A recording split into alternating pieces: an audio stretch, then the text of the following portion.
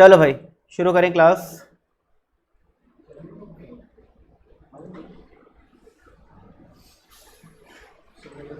हमारा कौन सा चैप्टर पढ़ रहे थे हम लोग, जल्दी याद दिलाओ। Measures of dispersion, very good.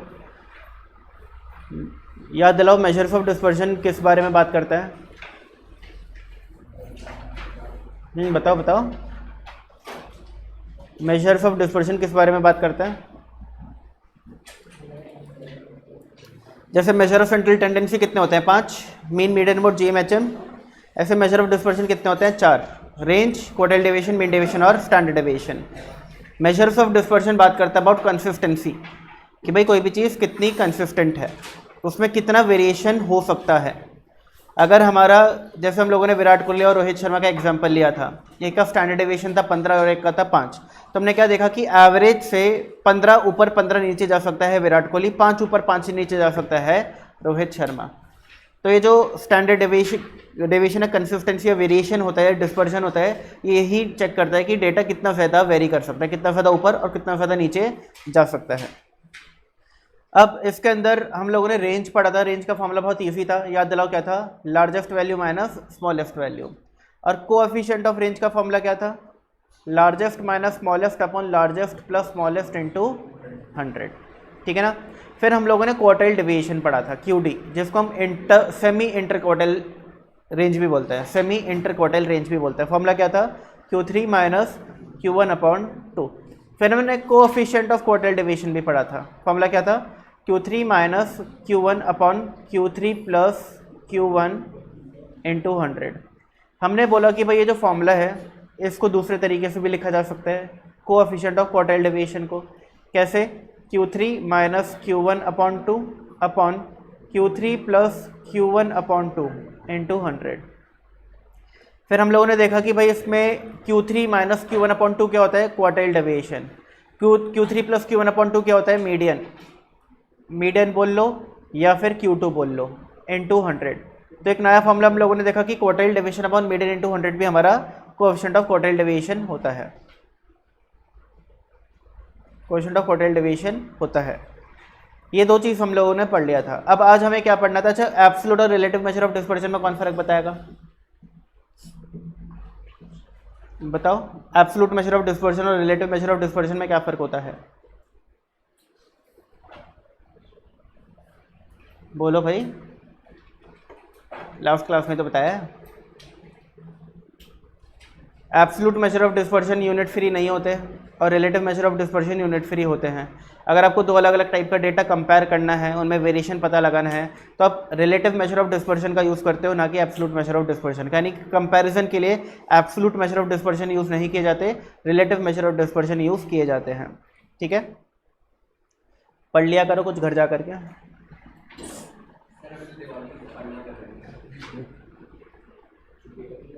Diwali की सफाइयाँ तो होती रहेंगी, आपकी छुट्टी रहेगी from Sunday to Wednesday.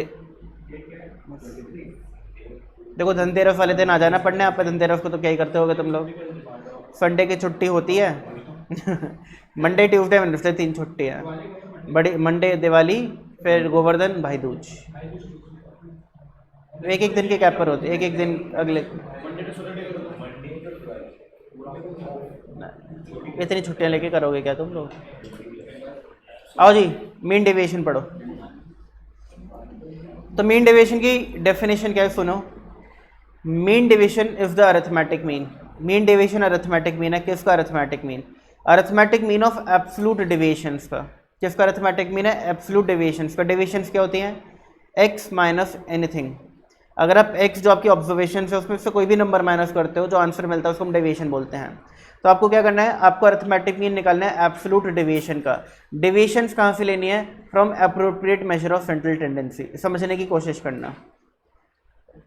Mean deviation का फॉर्मूला है सम ऑफ एब्सोल्यूट डेविएशंस। ठीक है ना? क्या है? Sum of absolute deviations upon mean upon n, यानी कि अरिथमेटिक मीन ऑफ डेविएशंस। देखो अगर आपको अरिथमेटिक मीन ऑफ x निकालना है तो आप क्या करोगे? सारे x को ऐड करके अपॉन नंबर ऑफ x, ये करोगे। अगर आपको अरिथमेटिक मीन ऑफ डेविएशन निकालना है तो क्या करोगे? Sum of all deviations upon number of deviations. अच्छा, जितनी x की वैल्यूज है उतने ही डेविएशंस होंगे। फॉर एग्जांपल आपके पास x है 5, 6, 8, 12, 14, 1 2 3 4 5 वैल्यूज हैं आपकी x की। तो x बार कितना आएगा? 5 + 6 11 + 8 19 + 16, 19 + 16 ये आ गया 35। तो 35 अपॉन 5 ऑब्जर्वेशन 5, ये तो आ गया आपका क्या? Arithmetic mean. ये अरिथमेटिक मीन ऑफ ऑब्जर्वेशंस है। बट मीन डेविएशन क्या है? Arithmetic mean of deviations when deviations are taken from appropriate measure of central tendency. अब ध्यान से सुनना, अरिथमेटिक मीन कैसे निकालते हैं पता चल गया। अब हमें क्या करना है? अब हमें डेविएशंस निकालनी है, यानी हमें एक्स में कोई भी एक नंबर माइनस करना है। अब वो जो नंबर माइनस करना है वो अभी के लिए मैं आपका अरिथमेटिक मीन ले रहा हूँ। क्या ले रहा हूँ? Arithmetic mean. तो 5 - 7 कितना होता है? -2। मॉड लगाए तो मॉड लगेगा। 6 - 7 कितना होता है? -1। 8 - 7 कितना होता है? 1। 12 - 7 कितना होता है? 5। एंड 14 - 7 कितना होता है? 7। तो आपका जो डेविएशंस है इनका सम आ जाएगा। 2 + 1 3, 3 + 1 4, 4 + 12 16 है ना। मैंने क्या किया? सम ऑफ एब्सोल्यूट डेविएशंस लिया। अभी एब्सोल्यूट का मतलब क्या है? Ignoring plus minus sign. What do mean by absolute? Absolute means ignoring plus minus sign. तो आप यहाँ पे लिख सकते हो, एब्सोल्यूट को हाईलाइट करो और लिखो इग्नोरिंग प्लस माइनस साइन। तो आपको जो डेविएशंस लेनी है कौन सी लेनी है? एब्सोल्यूट डेविएशंस, यानी जो डेविएशंस में कुछ प्लस होंगी कुछ माइनस होंगी ऑब्जर्वेशन, उन सबको आपको प्लस कंसिडर करना है। तो देखो मैंने यही किया, -2 को भी मैंने +2 माना, -1 को भी +1 माना, 1 को भी 1 माना, 5 को भी 5 माना, 7 को भी 7 माना। इन सबको अगर मैं ऐड करूंगा तो आंसर आएगा 16। अब आपको बोला जा रहा है कि इन डेविएशंस का अरिथमेटिक मीन निकालो। तो आप बताइए डेविएशंस का अरिथमेटिक मीन कैसे निकालोगे? Sum of deviations upon number of deviations, ऐसे निकालोगे। ये आ गया आपका मीन डेविएशन। तो 16/5 कितना होता है? ये होता है 3.2। आ रही है बात समझ आप लोगों को? इजी है। अच्छा, अब मीन डेविएशन ये बोलता है कि भाई ये जो आप यहाँ पे माइनस कर रहे हो नंबर, ये नंबर ज़रूरी नहीं है कि हमेशा अरिथमेटिक मीन ही हो। आप अगर मीडियन भी माइनस करोगे तो जो आंसर आएगा same arithmetic mean of deviation निकालने से, उसको भी हम मीन डेविएशन बोलेंगे, ऑल्दो डिफरेंट आएगा। देखो अभी मीडियन क्या है? 8, मिडल वैल्यू। तो 5 - 8 कितना होता है? -3। 6 - 8 कितना होता है? -2। 8 - 8 कितना होता है? 0। ठीक है ना। फिर 12 - 8 कितना होता है? 4। और 14 - 8 कितना होता है? 6। 6 + 4 10, 10 + 5 15। तो आपका मीन डेविएशन कितना आ जाएगा? 15 अपॉन कितनी डेविएशन है? 1 2 3 4 5 5, यानी कि 3। तो ये भी मीन डेविएशन है और ये भी मीन डेविएशन है। यानी कि अगर आप मीन डेविएशन निकाल रहे हो तो जो डेविएशंस ली जा रही हैं वो अरिथमेटिक मीन से भी ले सकते हो, मीडियन से भी ले सकते हो और मोड से भी ले सकते हो। अब इस क्वेश्चन में मोड निकलेगा नहीं क्योंकि कोई भी ऑब्जर्वेशन रिपीट नहीं हो रही, तो यहाँ पर हम मोड से निकाल करके नहीं देख रहे। तो मीन डेविएशन आप अलग अलग मेजर ऑफ सेंट्रल टेंडेंसी से ले सकते हो। ठीक है, जो आप माइनस करते हो वो अलग अलग मेजर ऑफ सेंट्रल टेंडेंसी हो सकती है। बट एक प्रॉपर्टी है मीन डेविएशन की जो ये बोलती है कि जो लोएस्ट मीन डेविएशन आता है वो आता है अगर डेविएशंस लिए जाए फ्रॉम मीडियन, और यहाँ पे आपको दिख भी रहा है अरिथमेटिक मीन से डेविएशंस लिए गए तो आंसर क्या आया? मीन डेविएशन का 3.2। बट जब मीडियन से लिए गए तो क्या आया? 3, जो कि कम है। तो ये देखो प्रॉपर्टी भी है इसकी, ध्यान से देखना इस प्रॉपर्टी को, इंपॉर्टेंट है, एग्जाम में पूछी जाती है। The mean deviation is minimum when the deviations are taken from, 4 option होते हैं, arithmetic mean, median, mode, any of these. तो आपको मीडियन पे टिक करके आना है, क्योंकि यानी कि मीन डेविएशन का जो आंसर है, ठीक है ना, वो लोएस्ट आता है अगर आप डेविएशन लो फ्रॉम मीडियन, यानी एक ही जगह आप क्या माइनस करो? मीडियन माइनस करो। आपको देख रहे हैं यहाँ पे ए मीन, मीडियन, मोड कुछ भी हो सकता है। आंसर मिनिमम कब होगा? जब ये ए आप मीडियन लोगे। क्लियर हो गई बात? हाँ जी, बात क्लियर हो गई। तो मीन डेविएशन कैसे निकलता है? ऑब्जर्वेशंस में से कोई भी एक major of central tendency minus करो, या तो मीन या मीडियन या मोड। आपके पास डेविएशंस आएंगी, डेविएशंस को ऐड करो इग्नोरिंग प्लस माइनस साइन, यानी माइनस साइन को भी प्लस मानो, प्लस को भी प्लस मानो, इग्नोरिंग माइनस साइन। आप सारे डेविएशंस को ऐड करो, उनका जो सम टोटल आएगा उसको डिवाइड कर दो बाय नंबर ऑफ ऑब्जर्वेशंस, तो आपका मीन डेविएशन आ जाएगा। ठीक है। तो आपको क्या करना है, दोबारा सुनो, एक्स में माइनस करना है कोई भी appropriate measure of central tendency, इन सबको ऐड करना है इग्नोरिंग प्लस माइनस साइन, इसलिए मॉड में डाल दिया, अपॉन नंबर ऑफ ऑब्जर्वेशन। आपका आंसर आ जाएगा मीन डेविएशन का। अब ये जो एक्स माइनस ए है इसको हम डेविएशन बोलते हैं, तो हम ये भी बोल सकते हैं एक्स माइनस ए की जगह सम ऑफ डेविएशंस अपॉन एन, और डेविएशंस कौन सी लेनी है, इग्नोरिंग प्लस माइनस साइन। तो ये तो हो गया इंडिविजुअल सीरीज का। अगर आपको डिस्क्रीट या कॉन्टिन्यूस सीरीज में निकालना है तो यही फॉर्मूले में क्या मॉडिफिकेशन करोगे, फ्रीक्वेंसी मल्टीप्लाई कर दोगे, ठीक है ना। तो ये आपका मीन डेविएशन कंप्लीट हो गया। अब इसकी एक प्रॉपर्टी हम लोगों ने पढ़ ली, दूसरी क्या है, mean deviation remain unchanged due to change of origin. ये प्रॉपर्टी जो है ये मैं कॉमन प्रॉपर्टीज में कवर करवाऊंगा। मैंने आपको बोला था कि change of origin and scale की जो प्रॉपर्टीज हैं इस चैप्टर के अंदर, वो इन चारों मेजर ऑफ डिस्पर्शन की इकट्ठी पढ़ लेंगे हम लोग, अलग अलग नहीं पढ़ेंगे, इकट्ठा पढ़ लेंगे। आज की डेट में वो हम कंप्लीट करेंगे। वैसे आज हमारी क्लास का टारगेट है चैप्टर कंप्लीट करना। मेरिट्स क्या है मीन डेविएशन की, it is based on each and every observation. अगर एक भी ऑब्जर्वेशन, सुनो, अगर मैं यहाँ पर एक भी ऑब्जर्वेशन में कोई चेंज करता, यहाँ पर अगर ये ऑब्जर्वेशन 5, 6, 8, 12, 14 थी, कोई भी ऑब्जर्वेशन में चेंज करता तो मेरा मीन डेविएशन चेंज हो जाता, हाँ या ना, हो जाता। तो यानी कि मीन डेविएशन हर एक ऑब्जर्वेशन पे बेस्ड है। इट इज़ रिजिडली डिफाइंड, अच्छे तरीके से डिफाइंड है। It is easy to calculate and understand, आसान है कैलकुलेट करना, इतना मुश्किल काम नहीं है। As compared with standard deviation it is less affected by extreme observation. अगर एक्सट्रीम ऑब्जर्वेशन होती हैं तो स्टैंडर्ड डेविएशन निकालो, मीन डेविएशन निकालो, दोनों ही मेजर ऑफ डिस्पर्शन है। किस पर ज़्यादा फर्क दिखाई देगा, एक्सट्रीम ऑब्जर्वेशन का स्टैंडर्ड डेविएशन पे। किस पर कम फर्क दिखाई देगा, मीन डेविएशन पे। यानी मीन डेविएशन स्टैंडर्ड डेविएशन से बेटर है अगर एक्सट्रीम ऑब्जर्वेशन है तो, क्योंकि वो कम, उसका जो फर्क है वो कम लेता है, ज़्यादा नहीं लेता। Comparison can be made easily, और कंपैरिजन जो है वो आसानी से किया जा सकता है। अगला है demerit, algebraic signs are ignored. यहाँ पर है ना, ये वाला मेरिट काट देना, ये किसी काम का मेरिट नहीं है, काट देना इसको। फिर डीमेरिट क्या है, एल्जेब्रिक साइंस आर इग्नोर्ड। हम प्लस माइनस साइन को इग्नोर करते हैं, प्लस ऑब्जर्वेशन उसको भी प्लस लेते हैं, माइनस को भी प्लस लेते हैं जब ऐड करते हैं तो। It is not suitable for further mathematical treatment. Mean deviation का यूज़ करके फर्दर आपको कंबाइंड मीन डेविएशन जैसी कोई चीज़ नहीं निकाल सकते। It cannot be computed for distribution with open and classes. अगर आपके पास ओपन एंड क्लासेस होती तो क्या आप एक्स वैल्यूज़ निकाल पाते, नहीं। तो क्या मीन डेविएशन निकाल पाते, नहीं, ठीक है। फिर it is rarely used in sociological studies, और सोशोलॉजिकल स्टडीज़ में मीन डेविएशन का हार्डली कभी यूज़ किया जाता है। अगेन आप इसको भी काट सकते हो, इस डीमेरिट को भी काट सकते हो। मैं आपको ये वो डीमेरिट्स कटवा रहा हूँ जो कोई रोल प्ले नहीं करते एग्जाम में, किसी काम की नहीं है, बट बाकी डीमेरिट से क्वेश्चन कभी कभी पूछ ले जाते हैं। आइए जी, तो मीन डेविएशन बहुत ईजी था। मीन डेविएशन निकालने के लिए तो हार्डली पूछा जाएगा एग्जाम के अंदर, बहुत ही रेयर सिचुएशन होती है कि आपसे रेंज या फिर कोई भी 4 मेजर ऑफ डिस्पर्शन है, चारों में से कोई भी पूछा जाए कैसे निकलता है बताओ, ये नहीं आता। प्रॉपर्टी बेस्ड ज़्यादा आता है चैप्टर भी। यानी स्टैटिस्टिक्स में ना जो डायरेक्ट कंप्यूटेशन है, जैसे कि अरिथमेटिक मीन पढ़ा तो एग्जाम में डायरेक्ट अरिथमेटिक मीन निकालने का क्वेश्चन नहीं आएगा। मीडियन पढ़ा, डायरेक्ट मीडियन निकालो, ऐसा क्वेश्चन नहीं आएगा, ठीक है ना। हमने geometric mean, harmonic mean, mode, other partitional values पढ़ी, तो एक डायरेक्ट क्वेश्चन कि आप ये निकालो, मीडियन निकालो, मोड निकालो, M G M H M निकालो, ये क्वेश्चन नहीं आते। प्रॉपर्टी बेस्ड क्वेश्चन आता है, सेम इस चैप्टर में भी है। रेंज निकालने के लिए डायरेक्ट क्वेश्चन आ गया, ऐसा चांसेस नहीं है। Quartile deviation, mean deviation, standard deviation निकालने के लिए डायरेक्ट क्वेश्चन आ गया, इसके चांसेस नहीं है, ठीक है ना। प्रॉपर्टी बेस्ड ज़्यादा आता है स्टैटिस्टिक्स का पेपर। तो ये है ना, मैं इन पर इसलिए इतना ज़्यादा फोकस नहीं करता इन सब चीज़ों पे, क्योंकि ये फॉर्मूले कब यूज़ होता है, जब आपको निकालना हो, बट ये एग्जाम में इतने पूछे नहीं जाते, तो इनका बहुत ज़्यादा डीपली स्टडी करने का इनका कोई लॉजिक बनता नहीं है। हाँ जी, हाँ, प्रॉपर्टी से ज़्यादा आता है, थ्योरी बोलना गलत है, प्रॉपर्टी से ज़्यादा आता है। ये प्रॉपर्टीज़ इंपॉर्टेंट है, ये यहाँ से क्वेश्चन बनने जा सकते हैं। ये अभी यहाँ पे मैं आपको करवाऊंगा बाद में कॉमन प्रॉपर्टी, बट यहाँ से क्वेश्चन ज़्यादा पूछे जाते हैं। अब मीन डेविएशन के बाद एक होता है कोएफिशिएंट ऑफ मीन डेविएशन। आपको याद होगा हमने चैप्टर कैसे डिवाइड किया था, हमने बोला था कि इस चैप्टर को हम कैसे पढ़ेंगे, हम लोग पहले पढ़ेंगे रेंज और उसी के साथ साथ पढ़ेंगे coefficient of range, last class में कर लिया। फिर हम पढ़ेंगे क्वार्टल डेविएशन, साथ ही साथ पढ़ेंगे कोएफिशिएंट ऑफ क्वार्टल डेविएशन, साथ ही साथ कर लिया।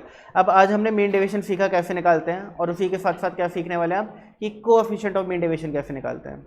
तो कोएफिशिएंट ऑफ मीन डेविएशन का फॉर्मूला बहुत ईजी होता है। मीन डेविएशन जो कि अभी आपने निकाला अपॉन ए इंटू 100।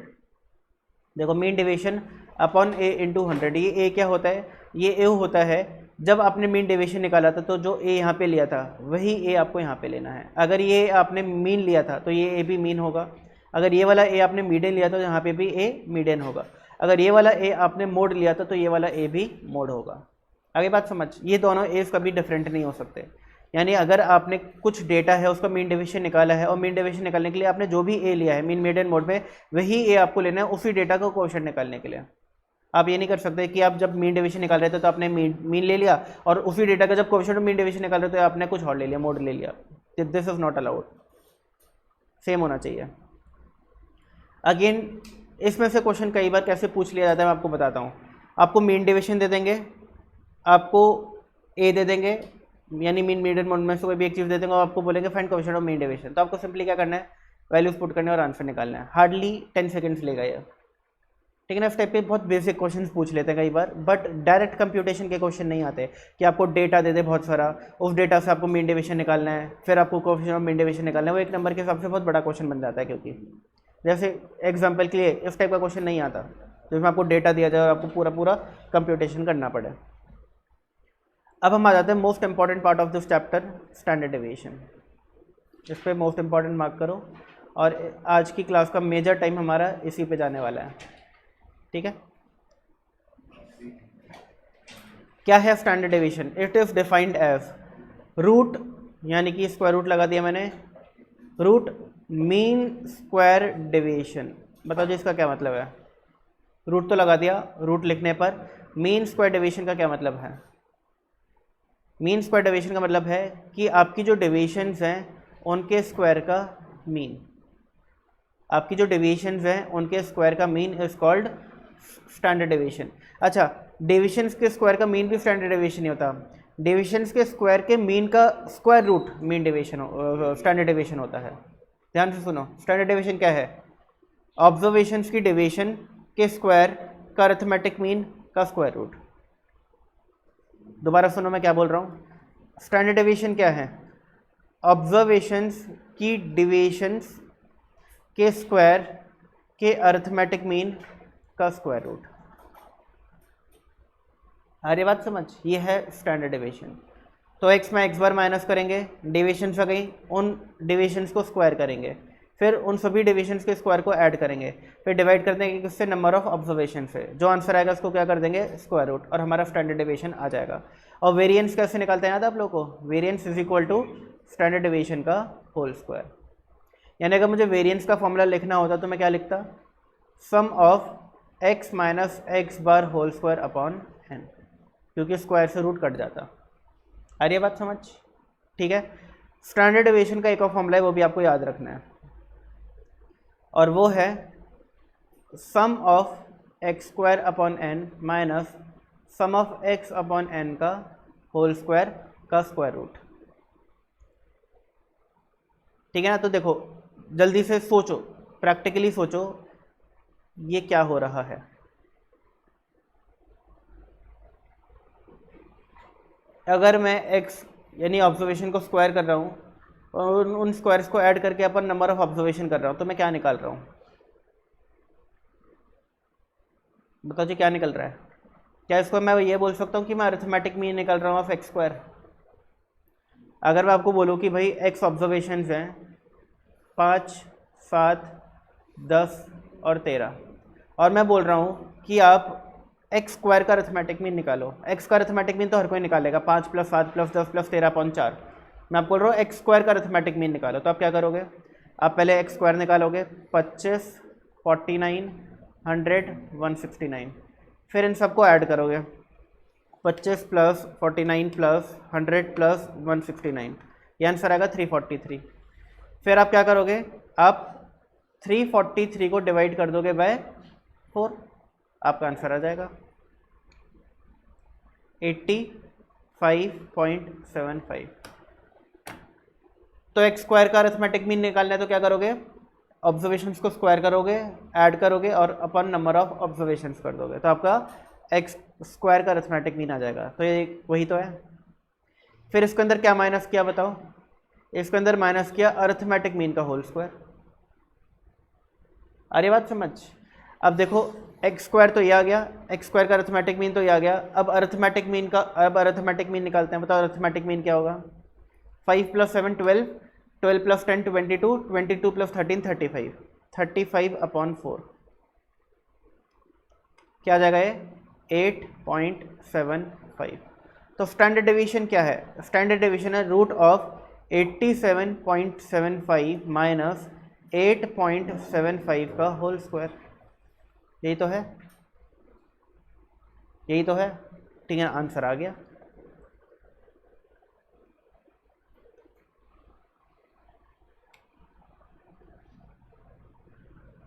(87.75 माइनस 8.75 का होल स्क्वायर होता कितना है वैसे?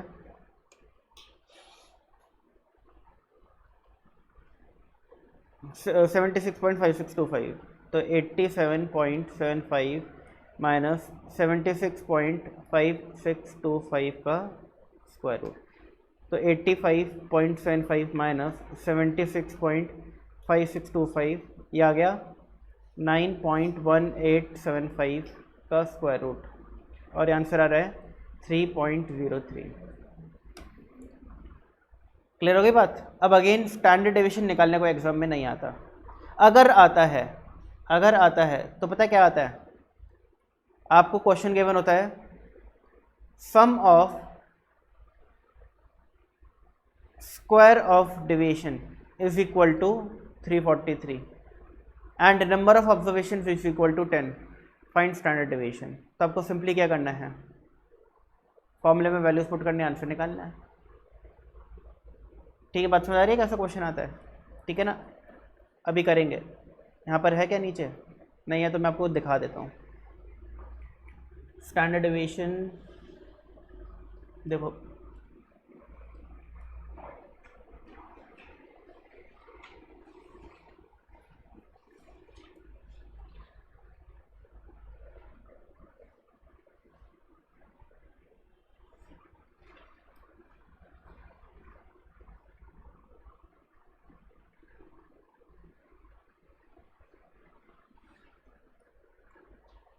मेरे कोई क्वेश्चन दिख नहीं रहा भाई। दिख जा भाई, दिख जा भाई, दिख जा।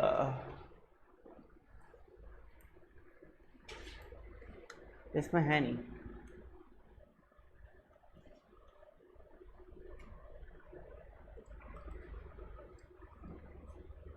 ये रहा, मिल गया मिल गया मिल गया। इस टाइप का क्वेश्चन आता है। देखो क्या है, the sum of square of deviations for 10 item from the mean. तो आपने जो डेविएशंस लिए हैं वो कहाँ से लिए हैं? मीन से लिए हैं, और मीन कितना है? 50 है। यानी सम ऑफ x माइनस 50 का whole square. The sum of square of deviations for 10 items, n कितना है? 10, और मीन कितना है? 50, और ये सम ऑफ स्क्वायर ऑफ डेविएशंस कितना है? 250। द कोएफिशिएंट ऑफ वेरिएशन है, सबको कोएफिशिएंट ऑफ वेरिएशन निकालना है। ये छोड़ो, आपको मान के चलो स्टैंडर्ड डेविएशन निकालना है। तो कैसे निकालोगे? क्या होता है formula? Sum of x minus x bar का स्क्वायर अपॉन n। आपको sum of x minus x bar का स्क्वायर दिया हुआ है 250 और n दिया हुआ है 10। तो स्क्वायर रूट ऑफ 25 से आंसर कितना आ गया? 5। ये आ गया आपका आंसर। तो इस टाइप का क्वेश्चन आता है। अच्छा, अब इस क्वेश्चन में तो बट स्टैंडर्ड डेविएशन ना पूछ करके क्या पूछा गया है? कोएफिशिएंट ऑफ वेरिएशन बताओ। अब कोएफिशिएंट ऑफ वेरिएशन का फॉर्मूला पता है क्या होता है? Standard deviation upon arithmetic mean into 100। तो स्टैंडर्ड डेविएशन कितना है? 5। अरिथमेटिक मीन कितना गिवन है क्वेश्चन में? 50 इंटू 100। तो आंसर कितना आ जाएगा? 10। 0 से 0 गया, 5 से 5 गया, आंसर आ गया 10। तो ये देखो, ये आंसर आ गया। अरे बात समझ आप लोगों को? तो एकदम डायरेक्ट क्वेश्चंस आते हैं अगर निकालने के लिए आता है। ऐसा क्वेश्चन नहीं आएगा कि भाई उसमें आपको x देते बहुत सारा, बोले क्वेश्चन ऑफ वेरिएशन निकालो, क्योंकि इट विल टेक टाइम। तो आपको है ना सारी चीज़ें क्वेश्चन के अंदर गिवन होती है, कंप्यूट करके गिवन होती हैं। आपको सिर्फ फॉर्मूले में पुट करनी होती हैं वैल्यूज़। अरे बात समझ? जैसे आपके 12th क्लास में आते थे, 11th क्लास में क्वेश्चन आते थे कि आपको ऑब्जर्वेशंस गिवन होती थी, x ये है, फ्रीक्वेंसी है, फाइंड स्टैंडर्ड डेविएशन। तो उसके लिए पूरी टेबल बनाते थे। अब वो लेवल नहीं आता क्योंकि वो 1 नंबर के हिसाब से बहुत ज़्यादा है। बट आपको इनडायरेक्ट तरीके से जो भी फॉर्मूले में वैल्यूज़ यूज़ होती हैं उनको दे देंगे। आपको सिर्फ वो वैल्यूज़ को प्लेस करना है फॉर्मूले में और आंसर निकालना है। ये है इंपॉर्टेंट क्वेश्चन, मार्क कर लो। इस टाइप का क्वेश्चन एग्जाम में कई बार पूछा जाता है।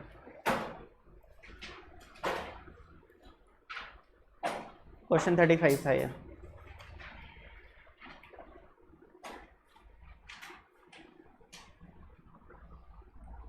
तो देखिए, अगर आपकी इंडिविजुअल सीरीज़ है तो स्टैंडर्ड डेविएशन के ये दो फॉर्मूले होते हैं, और ये वाला फॉर्मूला और ये वाला फॉर्मूला बिल्कुल सेम है। दिख रहा है आप लोगों को? देखो यहाँ पर क्या हो रहा है, sum of x square upon n, यहाँ पे क्या है sum of x square upon n, minus minus, ये किसका फॉर्मूला होता है? अरिथमेटिक मीन का, तो अरिथमेटिक मीन का होल स्क्वायर सेम है। तो आपको करना क्या, आपको एक ये वाला फॉर्मूला याद रखना है और एक ये वाला फॉर्मूला याद रखना है, ईजी है, इतना मुश्किल नहीं है। अच्छा, अगर आप इस वाले फॉर्मूले में यहाँ पे फ्रीक्वेंसी से मल्टीप्लाई कर दो तो स्टैंडर्ड डेविएशन का फॉर्मूला बन जाएगा for discrete and continuous series.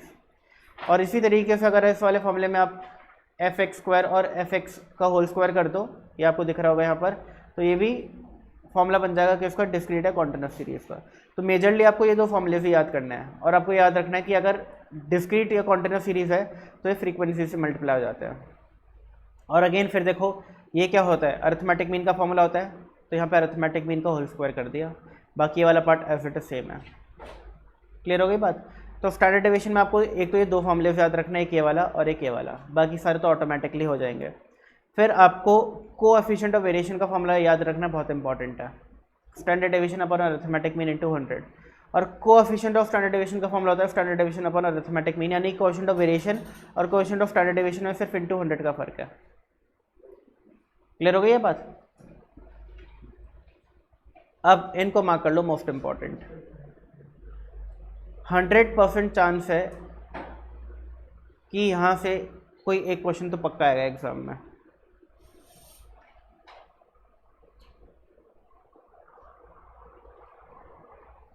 अब सुनो, पहली वाली प्रॉपर्टी भी मैं होल्ड पे डाल रहा हूँ, क्यों? क्योंकि change of origin and scale के मैंने बोला इस चैप्टर के अंदर ओरिजिन एंड स्केल की प्रॉपर्टीज में सब इकट्ठी करा दूंगा। दूसरी करते हैं, standard deviation of first and natural number is an square minus 1/12 का स्क्वायर रूट। स्टैंडर्ड डेविएशन पहले 10 नेचुरल नंबर का क्या होगा, यानी कि अगर पहले 10 नेचुरल नंबर यानी कि 1 2 3 4 5 6 7 8 9 10, ये 10 नंबर आपके पास अवेलेबल हैं और आपको बोला गया स्टैंडर्ड डेविएशन निकालो, तो नॉर्मल तरीका तो क्या है? नॉर्मल तरीका तो ये है, ये सर आप एक काम करो, x 1 2 3 4 5 6 7 8 9 और 10 गिवन है, तो पहले तो अरिथमेटिक मीन निकालो इन सबका, क्या होगा 5.5। अब आप क्या करो, x माइनस 5.5 करो, तो 1 माइनस 5.5 क्या आएगा, 2 माइनस 5.5 क्या आएगा, 3 माइनस 5.5 क्या आएगा, 4 minus 5.5, 5 minus 5.5, 6 minus 5.5, 7 minus 5.5, 8 minus 5.5, 9 minus 5.5 और 10 माइनस 5.5। अब आप क्या करोगे, इनके स्क्वायर निकालोगे, यहाँ पे नहीं निकालते, बाजू में निकालते हैं, x माइनस 5.5 का होल स्क्वायर, तो 4.5 का स्क्वायर क्या होता है 20.25, फिर 3.5 का स्क्वायर क्या होता है 12.25, 25 का स्क्वायर मुझे पता है, 15 का स्क्वायर मुझे पता है, 5 का स्क्वायर मुझे पता है, 5 का स्क्वायर मुझे पता है, फिर इसका आ गया, इसका आ गया, इसका आ गया, इसका आ गया, इसका आ गया, इसका भी आ गया, फिर 15 का 2.25, 25 का 625, 35 का ऊपर से कॉपी करो 12.25 और 45 का भी ऊपर से कॉपी करो 20.25। ठीक है ना, ये आंसर आ जाएगा क्या 20.25 plus 12.25 plus 6.25 plus 2.25 plus 0.25 into 2, ये 82.5 आ गया, 82.5। आप क्या करोगे, स्टैंडर्ड डेविएशन का फॉर्मूला क्या होता है, root of sum of x minus x bar का होल स्क्वायर अपॉन n, तो 82.5 डिवाइड बाई 10 और इसका स्क्वायर रूट, ये आंसर आ गया 2.87, 2.87228। अब कॉन्सेप्ट क्या बोलता है कि ये तो हो गया एक नॉर्मल तरीका, बट आप यही से आंसर जल्दी निकाल सकते हो इस फॉर्मूले से। आपको सिंपली क्या करना है, पहले 10 नेचुरल नंबर का स्टैंडर्ड डेविएशन निकालना है, तो इनकी जगह लिख दो 10। देखो 10 स्क्वायर माइनस 1 क्या होता है 99, 99 अपॉन 12 कितना होता है 8.25। यहाँ पर भी तो वही आ रहा था, दिख रहा है 8.25, 82.5 अपॉन 10 कितना होता है 8.25, इसका स्क्वायर रूट भी सेम आएगा। ठीक है ना, कितना आ रहा है 2.87228। तो क्या बोला गया कि भाई अगर आपको स्टैंडर्ड डेविएशन निकालना है पहले n नेचुरल नंबर्स का, तो आप ये नॉर्मल प्रोसेस फॉलो मत करो क्योंकि it will take time. Instead आप क्या करो, सीधा यहाँ पर जितने नेचुरल नंबर्स का आपको स्टैंडर्ड डेविएशन चाहिए वहाँ पे n की वैल्यू डाल दो। अगर पहले 10 का चाहिए तो n की वैल्यू 10 डाल दो, पहले 5 का चाहिए तो n की वैल्यू 5 डाल दो और आपका आंसर आ जाएगा डायरेक्टली। ये बात समझ आ गई आप लोगों को? ये क्वेश्चन बहुत बार एग्जाम में पूछा जाता है कि find the standard deviation of first 12 natural numbers. तो आपको करना क्या है, n की जगह 12 डालना है, 12 का स्क्वायर 144 माइनस 1 143 अपॉन 12 और जो भी आंसर आएगा उसका square root. Find the standard deviation of first 20 natural numbers. तो 20 का स्क्वायर 400 माइनस 1 399 अपॉन 12 का स्क्वायर रूट। इस तरीके से हार्डली 10 सेकंड में आंसर आ जाएगा। क्लियर हो गई बात? दूसरा क्वेश्चन कैसा आता है? दूसरा क्वेश्चन आता है कि सम कैसा आता है, सुनो, standard deviation of first n natural number is 2.87228. Find n। बात समझ आ रही है आप लोगों को? यानी आपको स्टैंडर्ड डेविएशन निकाल करके दे देंगे, पहले n नेचुरल नंबर का स्टैंडर्ड डेविएशन निकाल करके दे देंगे, आपको फाइंड करना है कि कितने नेचुरल नंबर का वो स्टैंडर्ड डेविएशन है। आ रही है बात? क्लियर हो रही है? तो हम क्या करेंगे बताओ, हम बोलेंगे कि भाई देखो 2.87228 equals to n square minus 1 upon 12। Squaring both sides करो, यह आ जाएगा 8.25 is equal to n square minus 1 upon 12। Cross multiply करो, 8.25 मल्टीप्लाई बाय 12 ये हो गया 99 equals to n square minus 1, 1 उधर आएगा तो 100 इक्वल्स टू n स्क्वायर, तो n कितना आ जाएगा 10। रिवर्स, यानी आपको याद है ना कि पहले 10 नेचुरल नंबर का क्या था स्टैंडर्ड डेविएशन 2.87228। अब मैंने वही बोल दिया कि भाई कुछ n नेचुरल नंबर हैं उनका स्टैंडर्ड डेविएशन 2.87228 है, तो बताओ कितने नेचुरल नंबर है। तो हमने रिवर्स कैलकुलेशन करके n की वैल्यू 10 निकाल ली। तो दो टाइप के क्वेश्चन आते हैं यहाँ से। क्लियर हो रही है बात? ठीक है, आगे बढ़िए। मोस्ट इंपॉर्टेंट प्रॉपर्टीज,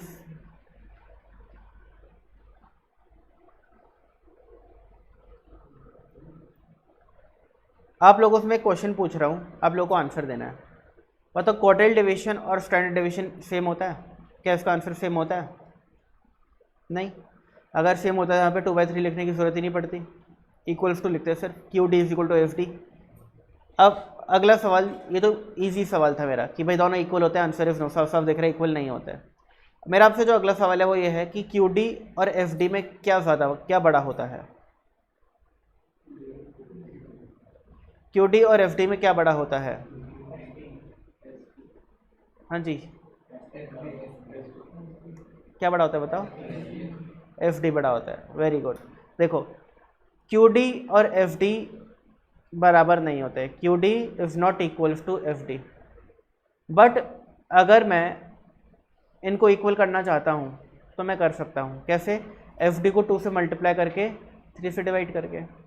अब अगर एफ डी मान के चलो 10 है तो 10 मल्टीप्लाई बाय 2/3, बताओ 10 से ज़्यादा आएगा 10 से कम आएगा? कम।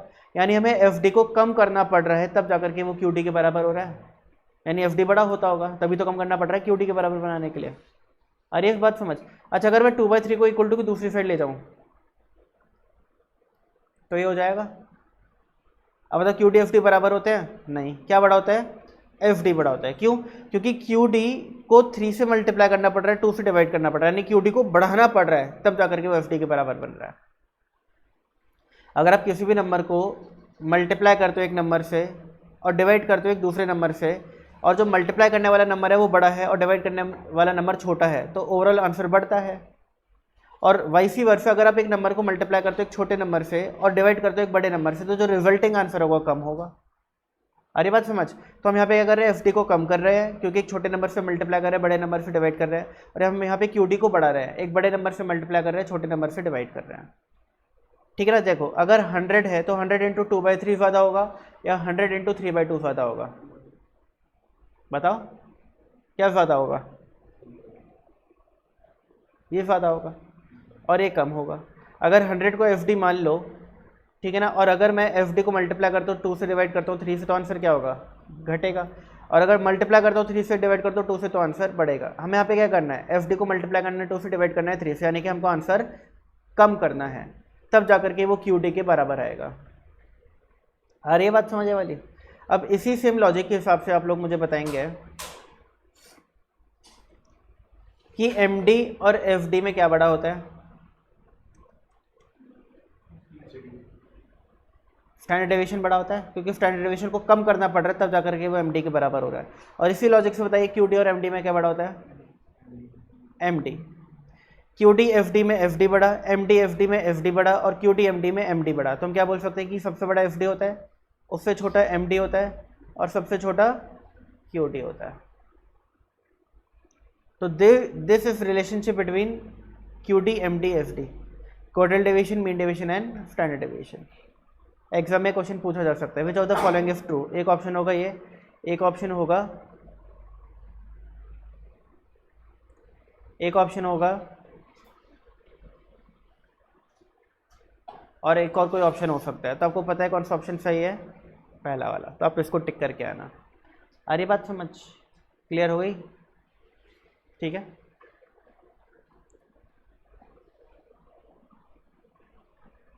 तो आपको ये याद रखना है। अब देखो इनसे ना बहुत बार क्वेश्चन पूछा गया एग्जाम में। क्वेश्चन पता है कैसा होता है, if the quartile division of 10 number was found to be 7, find its standard deviation. If the quartile division of 10 number was found to be 7, find its standard deviation. तो आपको सिंपली करना क्या है, आपको क्वार्टाइल डिवीजन को 3 से multiply करना है, 2 से डिवाइड करना है, आपका स्टैंडर्ड डेविएशन आ जाएगा। इसी तरीके से एक क्वेश्चन ये भी हो सकता था, if the standard deviation of first 10 of any 10 number is 7, if the standard deviation of any 10 number is 7, find its quartile division। तो 2 मल्टीप्लाई बाय 7/3 करता है, आपका क्वार्टाइल डिवीजन आता है। यहाँ पे ये जो फिगर है ना 10 नंबर्स, ये 10 फिगर इनवैलिड है, मतलब ये किसी काम की नहीं है। इनवैलिड तो नहीं बोलूँगा, यूजफुल नहीं है, फालतू की इन्फॉर्मेशन है। हमें क्या करना है, वो 10 ऑब्जर्वेशन का। अरे बात समझ, यहाँ पे क्या फॉर्मूले में एन यूज़ होता है, नहीं होता। यहाँ पर यूज़ होता है, नहीं होता। यहाँ पे यूज़ होता है, नहीं होता।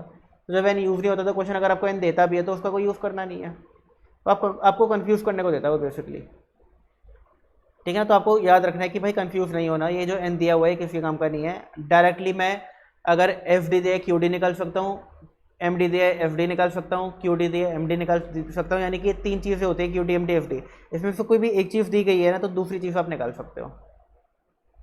अरे बात समझ, क्लियर है। तो अगर आपको क्यू डी गिवन है तो आप एफ डी निकाल सकते हो, अगर आपको क्यू डी गिवन है तो आप एम डी भी निकाल सकते हो। इसको रटने का तरीका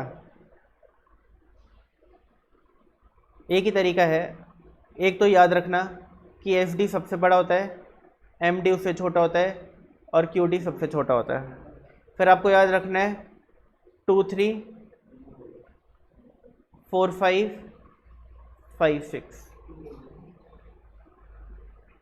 क्या याद रखना है, ठीक है ना। 2 3 4 5 5 6।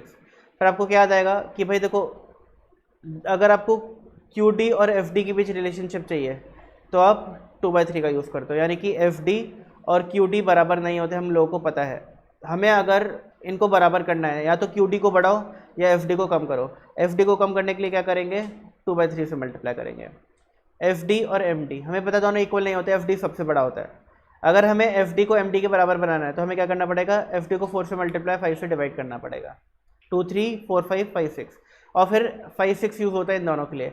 हमें पता है कि एम डी और क्यू डी बराबर नहीं होते, एम डी बड़ा होता है। अगर मुझे एम डी को क्यू डी के बराबर करना है तो एम डी को मुझे 5 से मल्टीप्लाई और 6 से डिवाइड करना पड़ेगा। ये आपको माइंड मैपिंग करनी पड़ेगी, ये एक तरीका है इसको याद करने का। और ये बात समझ आइए जी।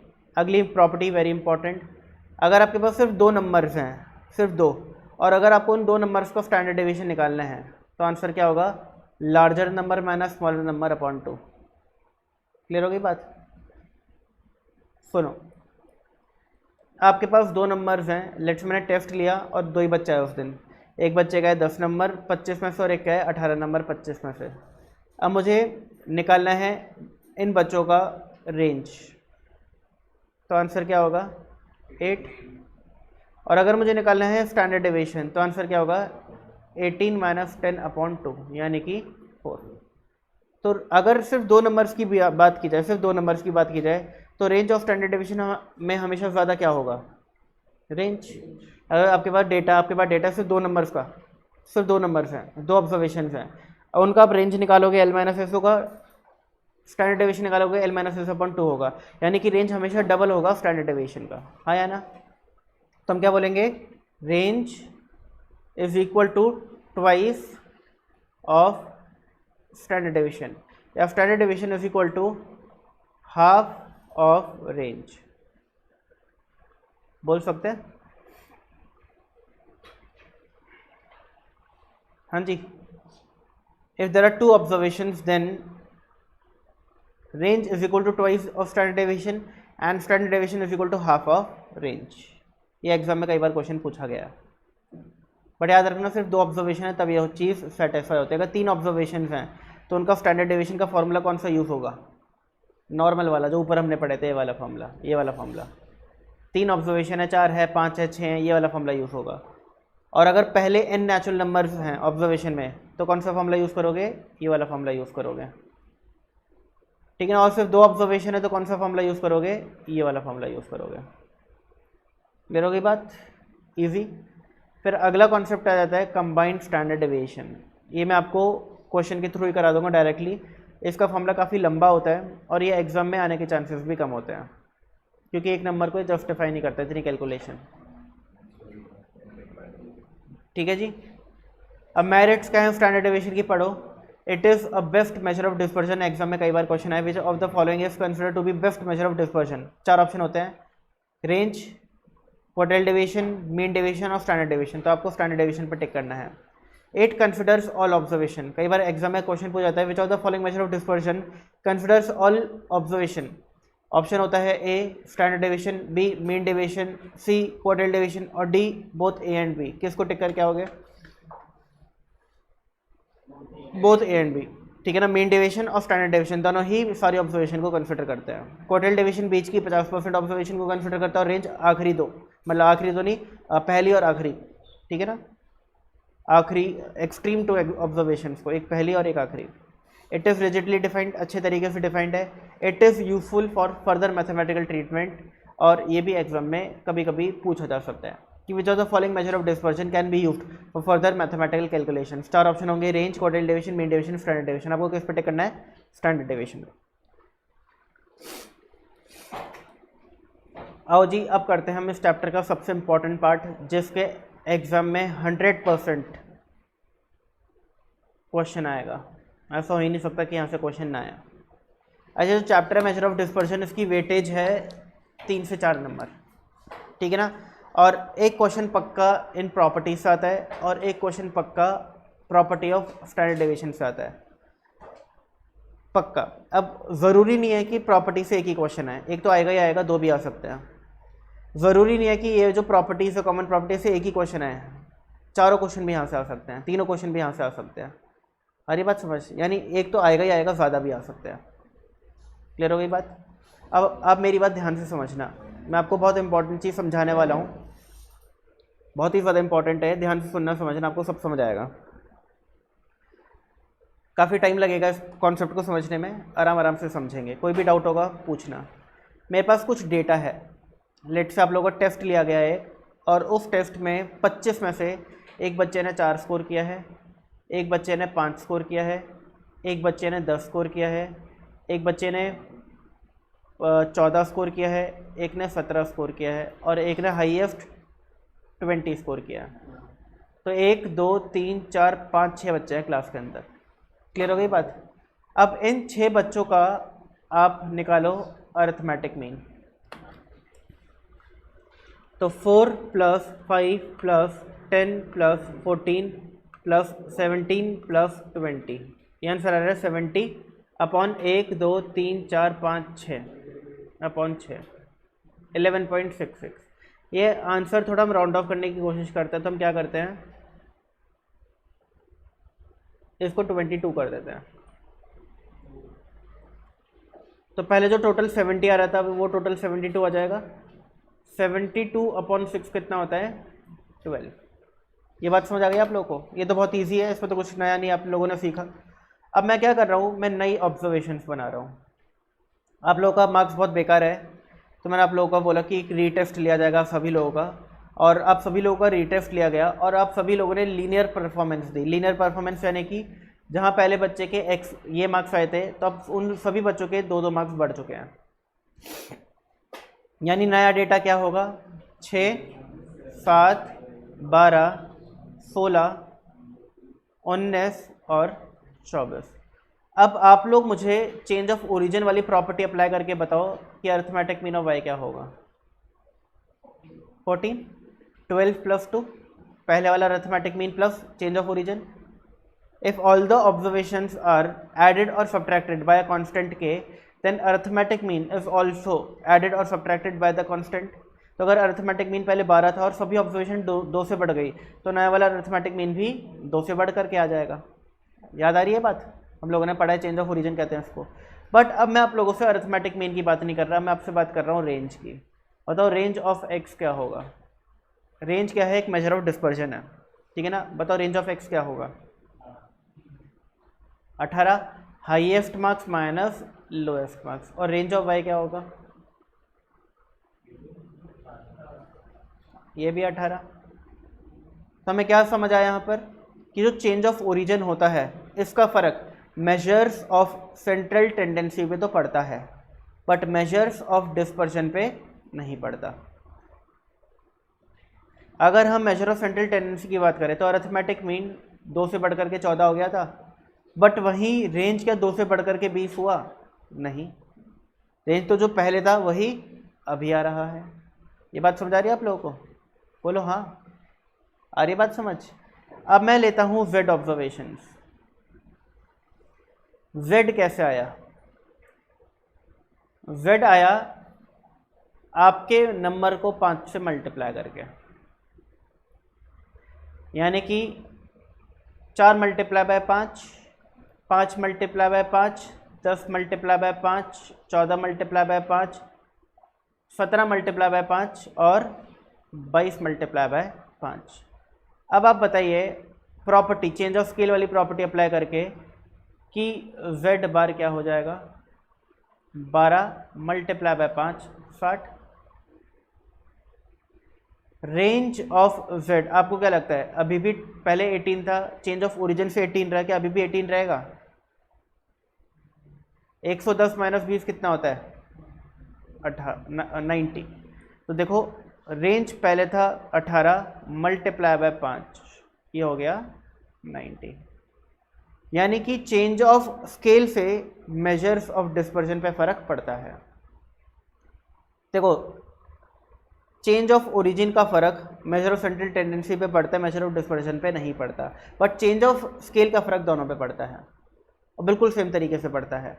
अगर मेरी कुछ ऑब्जर्वेशंस हैं उनका रेंज 18 है और मेरी हर एक ऑब्जर्वेशन को 5 से मल्टीप्लाई कर दिया गया, तो जो नई ऑब्जर्वेशंस आई उनकी रेंज क्या हो जाएगी, ओल्ड रेंज मल्टीप्लाई बाय 5। आ रही बात समझ? बट अगर मेरी पुरानी रेंज 18 है और मेरी हर एक ऑब्जर्वेशन को 2 से ऐड कर दिया गया, तो मेरी नई रेंज क्या आ गई, सेम, इसमें कोई चेंज नहीं आया। यानी चेंज ऑफ ओरिजिन से कुछ चेंज नहीं हुआ, बट चेंज ऑफ स्केल से चेंज हो गया। बट वहीं पर जो मेजर ऑफ सेंट्रल टेंडेंसी था यानी कि अरिथमेटिक मीन था, उसका फर्क चेंज ऑफ ओरिजिन से भी पड़ा और चेंज ऑफ स्केल से भी पड़ा। क्लियर हो गई बात? तो हम क्या बोलेंगे, हम बोलेंगे कि measure of central tendency are dependent on change of origin and change of scale. यानी measure of central tendency dependent है चेंज ऑफ ओरिजिन पर भी, चेंज ऑफ स्केल पर भी, but measures of dispersion are independent of change of origin but are dependent on change of scale. यानी जो major of dispersion है उन पर कोई फर्क नहीं पड़ता चेंज ऑफ ओरिजिन से, बट ये चेंज हो जाते हैं due to change of scale. और ये जो प्रॉपर्टी हैं ये range, quartile deviation, mean deviation और स्टैंडर्ड डेविएशन चारों पर एक तरीके से अप्लाई होती हैं। यानी कि अगर मैं इस डेटा का, ये जो डेटा है एक्स ऑब्जर्वेशन, इसका स्टैंडर्ड डेविएशन निकालता और वाई ऑब्जर्वेशन का स्टैंडर्ड डेविएशन निकालता, आंसर सेम आता। बट जेड ऑब्जर्वेशन का जब स्टैंडर्ड डेविएशन निकालता तो वो एक्स ऑब्जर्वेशन का जो स्टैंडर्ड डेविएशन था मल्टीप्लाई बाय 5 हो जाता। आ रही बात समझ आप लोगों को? ठीक है। अब वो स्टैंडर्ड डेविएशन निकालने में क्या है ना, टाइम बहुत जाता है, इसलिए मैं आपको स्टैंडर्ड डेविएशन निकाल करके नहीं दिखा रहा। सबसे फन तरीके से रेंज निकल जाता है। तो ये सारे एक्सपेरिमेंट जो है चेंज ऑफ ओरिजिन स्केल के मैं रेंज के साथ ही करने वाला हूँ, क्योंकि अगर मैंने क्वार्टाइल डिवीजन के साथ भी चेंज करके दिखाया, मीन डिवीजन के साथ भी दिखा, स्टैंडर्ड डिवीजन के साथ भी दिखा, तो बहुत टाइम लग जाएगा। और बात वही है अल्टीमेटली कि जितने भी मेजर ऑफ डिस्पर्जन है चारों का ही चेंज ऑफ ओरिजिन से कोई फर्क नहीं पड़ेगा, चेंज ऑफ स्केल से सब चेंज हो जाएंगे। और किस तरीके सेम रेशियो में चेंज होंगे, और ठीक है ना, सेम रेशियो में चेंज होंगे। और आ रही है बात समझ, क्लियर हो गया? अब ध्यान से सुनना। आखिरी तो नहीं है, उसके बाद मैं और भी बहुत सारी चीज़ आपको समझाने वाला हूँ, यहाँ पर बहुत इंपॉर्टेंट है वो बातें। ए ऑब्जर्वेशन कैसे आई है, ध्यान से सुनो। ए ऑब्जर्वेशन आई है ओल्ड ऑब्जर्वेशन को 5 से मल्टीप्लाई करके और 10 ऐड करके। कैसा ही है, पुरानी ऑब्जर्वेशन में 5 मल्टीप्लाई किया गया है और फिर 10 ऐड किया गया है। तो बताओ 5 जो है चेंज ऑफ स्केल है और 10 चेंज ऑफ ओरिजिन है। आ रही बात समझ? अब ए ऑब्जर्वेशन लिखते हैं हम। 4 multiply by 5 20, 20 plus 10 30। 5 multiply by 5 25, 25 plus 10 35। 10 multiply by 5 50 plus 10 60। 14 multiply by 5 70 plus 10 80। 17 multiply by 5 कितना होता है 85, 85 प्लस 10 95। और 22 मल्टीप्लाई बाय 5 110, 110 प्लस 10 120। अब आपको क्या लगता है ये जो ए ऑब्जर्वेशन है इनका अरिथमेटिक मीन क्या होगा? क्या मैं ये बोल दूं कि सर 12 यानी एक्स ऑब्जर्वेशन का arithmetic mean multiply by 5 plus 10 हो जाएगा, यानी कि 70 हो जाएगा? यकीन नहीं होता तो निकाल के देख लो। 30 plus 35 plus 60 plus 80 plus 95 plus 120, इसका टोटल आ रहा है 420। बताओ जी 420 अपॉन 6 कितना होता है? 70 आ गया। बट अगर मैं आपको बोलूं कि रेंज ऑफ ए क्या होगा तो आप क्या आंसर दोगे? बताओ जी, रेंज ऑफ एक्स कितना था 18, तो रेंज ऑफ ए कितना होगा? 18 मल्टीप्लाई बाय 5 प्लस 10। सही है क्या? सही है क्या? नहीं। क्यों? हमें पता है कि रेंज का फर्क सिर्फ ओरिजिन से स्केल से होता है, ओरिजिन से नहीं होता। यानी आंसर क्या आएगा 90। और निकाल करके देख लो चाहे 120 माइनस 30 कितना होता है 90। आ रही बात समझ आप लोगों को? तो जो चेंज ऑफ जो जितने भी मेजर ऑफ डिस्पर्जन है इनका चेंज ऑफ ओरिजिन से तो फर्क पड़ता है, बट चेंज ऑफ स्केल से फर्क नहीं पड़ता। यानी कि अगर मैं बोलूँ कि भाई there is a variable A which is equal to 5x plus 10 and range of x is equal to 18, find range of A, find range of A. तो आप क्या आंसर दोगे? 18 मल्टीप्लाई बाय 5 90। आ रही बात समझ? और हमारा जो स्टैंडर्ड फॉर्मेट होता है वो होता क्या? y is equal to A plus B X. और अगर मैं इसको स्टैंडर्ड फॉर्मेट में लिखूँ तो a is equal to 10 plus 5x, यानी a यानी कि चेंज ऑफ ओरिजिन और b यानी कि चेंज ऑफ स्केल। तो एक बात बताइए, अगर मुझे रेंज ऑफ y निकालना है, रेंज ऑफ y निकालना है तो मैं कैसे निकालूंगा? b multiply by range of x। बोलो हाँ, ऐसे निकालूंगा? बोलो, ऐसे निकालूंगा? मैं क्या करूंगा? b यानी कि चेंज ऑफ स्केल को मल्टीप्लाई करूंगा किससे? रेंज ऑफ x, मेरा आंसर आ जाएगा। समझ आ रही है बातें? तो यही चीज़ देखो यहाँ पे लिखी है कि अगर आपको रेंज ऑफ y निकालना है तो कैसे निकालो? b multiply by range of x। अगर आपको क्वार्टाइल डेविएशन निकालना है y का तो कैसे निकालो? b multiply by quartile deviation of x। अगर आपको मीन डेविएशन निकालना है y का तो कैसे निकालो? b multiply by mean deviation of x। अगर आपको स्टैंडर्ड डेविएशन निकालना है y का तो कैसे निकालो? b multiply by standard deviation of x। जो चीज़ हमने यहाँ पर करी वही चीज़ यहाँ पे लिखी हुई है। b क्या होता है? याद रखना, b क्या होता है? Change of scale. और ये कैसे पता चला फिर b चेंज ऑफ स्केल होता है? क्योंकि हमारा जो स्टैंडर्ड फॉर्मेट होता है वो ये होता है, Y equal to A plus B X. अब जो भी एक्स से मल्टीप्लाई होता है वो चेंज ऑफ स्केल होता है, और यहाँ पर बी मल्टीप्लाई हो रहा है तो बी चेंज ऑफ स्केल है। और चेंज ऑफ ओरिजिन का किसी भी मेजर ऑफ डिस्पर्शन पे कोई फर्क नहीं पड़ता, इसलिए यहाँ पर देखो आपका ए यूज ही नहीं किया गया है कहीं भी। आ रही बात समझ?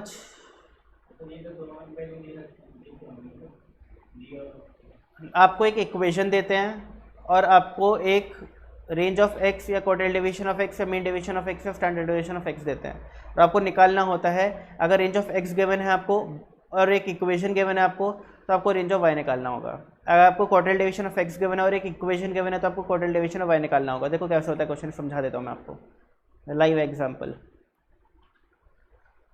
देखो ये रहा, if x and y are related by this and mean deviation of x is 5.4, mean deviation of x क्या है 5.4, आपको mean deviation of y निकालना है। तो हमें पता है mean deviation of y का फॉर्मूला क्या होता है, जल्दी बताओ, mod of b multiply by mean deviation of x। तो mean deviation of x तो गिवन है, आपको सिर्फ b की वैल्यू निकालनी है। अब बताओ b की वैल्यू क्या होगी, यहाँ से स्टैंडर्ड फॉर्मेट में कन्वर्ट करो, y equal to A plus B X. इस फॉर्मेट में कन्वर्ट करो इस इक्वेशन को, बताओ कैसे आएगी। y को एक साइड रखना है, यानी 3y को भी मैंने एक साइड रखा और बाकी सबको दूसरी साइड ले जाओ, तो -11 माइनस 4x हो गया। आ रही बात समझ, 4x और 11 इक्वल टू की दूसरी साइड चले गए। फिर y इक्वल्स टू क्या हो गया, -11/3 माइनस 4/3x। आ रही बात समझ। अब आप लोग कंपेयर करके बताओ कि y तो y है इक्वल टू है, a क्या है -11/3 और b क्या है -4/3।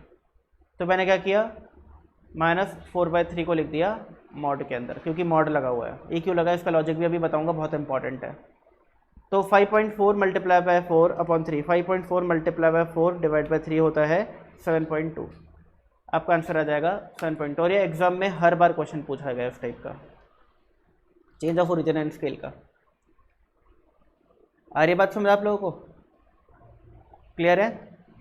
क्लियर है? तो इजी है, ये भी मुश्किल नहीं है। क्लियर है? सबको समझ आ गई बात है? अब इसके अंदर एक बहुत इंपॉर्टेंट सवाल होना चाहिए आप लोगों का कि इस फॉर्म में मॉड क्यों लगा रहे हैं।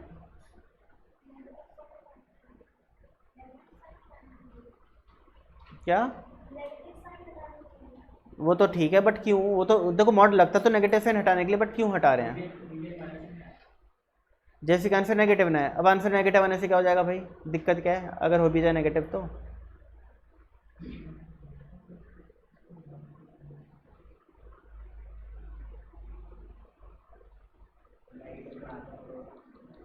तो इसका आंसर है, सुनो इसका आंसर सुनो, कोई भी मेजर ऑफ डिस्पर्जन कभी भी नेगेटिव नहीं हो सकता। जो वेरिएशन है, जो फ्लक्चुएशन है, वो हमेशा पॉजिटिव होना चाहिए, वो कभी भी नेगेटिव नहीं हो सकता।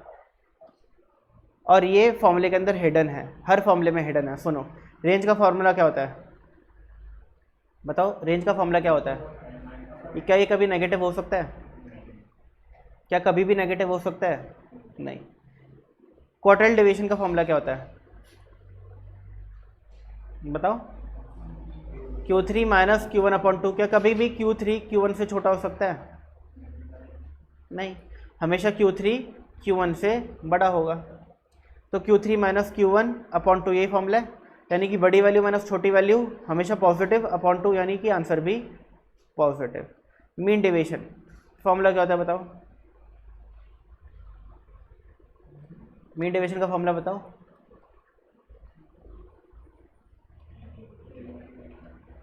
यही है। अब मुझे एक बात बताओ, x माइनस ए, यानी कि x minus any value, answer negative हो सकता है, बट हमने क्या लगा दिया, मॉड। तो क्या कभी आंसर नेगेटिव आएगा फिर मॉड लगाने के बाद? नहीं। तो इसका सम कभी नेगेटिव हो सकता है क्या? नहीं। तो क्या मीन डेविएशन कभी नेगेटिव हो सकता है क्या? नहीं, क्योंकि n कभी नेगेटिव नहीं हो सकता। n क्या होता है, नंबर ऑफ ऑब्जर्वेशन। क्या नंबर ऑफ ऑब्जर्वेशन कभी नेगेटिव हो सकती हैं? बोलो भाई, नहीं हो सकती।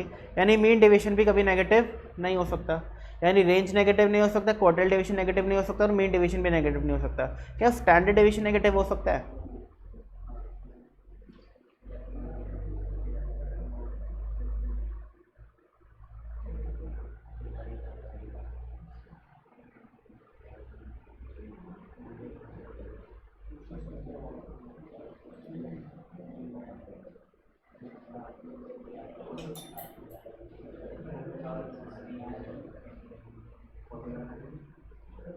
अरे कहाँ गया भाई?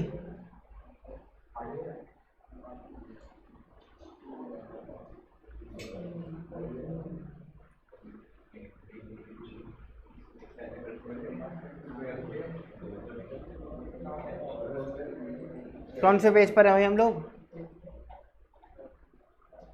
थोड़ा पीछे। हाँ जी बताओ, क्या स्टैंडर्ड डेविएशन कभी नेगेटिव हो सकता है? नहीं हो सकता। क्यों? क्योंकि स्क्वायर लगा हुआ है। अगर आपके डेविएशंस आती भी हैं नेगेटिव तो उसको स्क्वायर करने से तो पॉजिटिव ही आएगा आंसर। यानी कि स्टैंडर्ड डेविएशन भी कभी नेगेटिव नहीं हो सकता, यानी कि कोई भी मेजर ऑफ डिस्पर्शन कभी नेगेटिव नहीं हो सकता। अच्छा देखो, अगर आपके घर फ्लक्चुएशन होती है, बिजली की फ्लक्चुएशन होती है, तो आप क्या बोलते हो? अगर आपसे कोई पूछता है कि बिजली कितनी फ्लक्चुएट हो जाती है, तो आप क्या बोलते हो कि हमारे घर जो फ्लक्चुएशन है वो 30 तक का हो जाता है। यानी वैसे 220 वोल्ट आनी चाहिए, तो हमारे यहाँ कभी कभी 250 वोल्ट आ जाती है, तो कभी कभी 190 भी आ जाती है। अगर कोई ये बोलता है कि हमारे यहाँ फ्लक्चुएशन -30 का होता है, तो ये तो कोई सेंस ही नहीं बनाता। ठीक है ना, फ्लक्चुएशन 30 का होता है। 30 का क्या मतलब है कि ऊपर भी 30 कभी ऊपर चले जाती है, कभी 30 नीचे चली जाती है। 50-50 का फ्लक्चुएशन हो जाता है, यानी कि कभी वोल्टेज 50 ऊपर चली जाती है, कभी 50 नीचे चली जाती है। बट -50 का फ्लक्चुएशन होता है, कोई सेंस नहीं बनाता बोलना। तो कोई भी मेजर ऑफ डिस्पर्शन कभी नेगेटिव नहीं हो सकता। तो बस क्योंकि कोई भी मेजर ऑफ डिस्पर्शन कभी नेगेटिव नहीं हो सकता, सिर्फ इसी वजह से हम यहाँ पे मॉड लगाते हैं। क्योंकि अगर हम मॉड नहीं लगाते तो हमारा क्वेश्चन का आंसर नेगेटिव आ जाता, जो भी हमने बुक से किया। -4/3 × 5.4 नेगेटिव आंसर आता, और वो नेगेटिव नहीं हो सकता, इसलिए हम लोग मॉड लगाते हैं। अब प्रैक्टिकली भी कभी नेगेटिव नहीं हो सकता। आओ समझे कैसे। आपका ये डेटा है, ये डेटा हमने अभी अभी लिखा था, ये सारा डेटा याद आ रहा है? डेटा तो ये अभी लिखा था। अब एक काम करते हैं हम इस डेटा के अंदर चेंज ऑफ स्केल। बताओ चेंज ऑफ स्केल कहाँ पे हो रहा था? जेड में हो रहा था, याद है? जेड कैसे आया था? जेड कैसे आया था? जेड आया था ऑब्जर्वेशन को 5 से मल्टीप्लाई करके। तो हमारा आंसर कितना आया था रेंज का? 110 - 20 यानी कि 90। ये देखो यहाँ पे आ भी रहा है 90, दिख रहा है? अब मैं क्या करने वाला हूँ, मैं बी ऑब्जर्वेशन लेने वाला हूँ, जो कि आ रही हैं x observation multiply by x observation multiply by -2 करके। तो बताइए बी ऑब्जर्वेशन जो होंगी वो क्या होंगी? -8 -10 -20 -28 -34 और -44। बताओ जी रेंज ऑफ बी कैसे निकलेगा? क्या होता है फॉर्मूला? Largest minus smallest. बताओ लार्जेस्ट क्या है और स्मॉलेस्ट क्या है? बात समझ आ रही है? याद रखना लार्जेस्ट -44 नहीं है, लार्जेस्ट क्या है? -8 है, और स्मॉलेस्ट है -44। बताओ जी आंसर क्या आएगा? माइनस माइनस क्या होता है? प्लस। 44 - 8 कितना होता है? 36। अगर रेंज ऑफ एक्स 18 है तो रेंज ऑफ बी कितना आ रहा है? बताओ। Mod of B multiply by range of X. तो मॉड ऑफ बी क्या होगा? Mod of -2 multiply by range of X कितना हो गया? 18, यानी कि 36। आगे बात समझ। तो प्रैक्टिकली भी आंसर कभी नेगेटिव होता नहीं है, बट अगर हम मॉड ना लगाए फॉर्मूले में तो आंसर नेगेटिव हो जाएगा, जो कि फिर गलत बता देगा हमें। इसलिए हम यहाँ पे मॉड लगाते हैं। ये बात समझ आ रही है आप लोगों को? मॉड क्यों लगता है? ठीक है ना? तो आपको याद रखना है कि जब भी मेजर ऑफ डिस्पर्शन से क्वेश्चन आया है change of origin and scale का, तो इक्वेशन को पहले कन्वर्ट करो इस फॉर्मेट पे। जो भी इक्वेशन गिवन है क्वेश्चन के अंदर उसको कन्वर्ट करो इस फॉर्मेट के अंदर। फिर आप बी ढूंढो, बी को मल्टीप्लाई कर दो किससे? जो भी आपको क्वेश्चन में गिवन है। रेंज ऑफ एक्स गिवन है तो रेंज ऑफ एक्स से, range of quadrant division of x given है तो उससे, mean division of x given है तो उससे, और standard division of x given है तो स्टैंडर्ड डिवीजन ऑफ एक्स से मल्टीप्लाई कर दो। तो आपका जो आंसर आएगा वो क्या होगा? Y, range of Y, mean division of Y, quadrant division of Y, या फिर स्टैंडर्ड डिवीजन ऑफ वाई। आपको याद क्या रखना है कि अगर बी बाई चांस नेगेटिव है तो आप उसको मॉड में डालो, यानी कि माइनस साइन को पॉजिटिव करो और फिर मल्टीप्लाई करो, या फिर ओवरऑल क्या कर सकते हो, इनका मल्टीप्लिकेशन करो और आंसर हमेशा पॉजिटिव में लिखो, नेगेटिव में मत लिखो, क्योंकि नेगेटिव कभी हो नहीं सकता। ओके, क्लियर है? तो आपका इसी के साथ change of origin change of scale खत्म हो गया। तो ये लिखा है यहाँ पर, if all the observations are same और zero then mean measure of dispersion are zero. ये भी बहुत इंपॉर्टेंट प्रॉपर्टी है, बहुत ज़्यादा इंपॉर्टेंट। अगर आपकी सारी की सारी ऑब्जर्वेशन सेम है तो मेजर ऑफ डिस्पर्जन हमेशा क्या होगा, ज़ीरो होगा।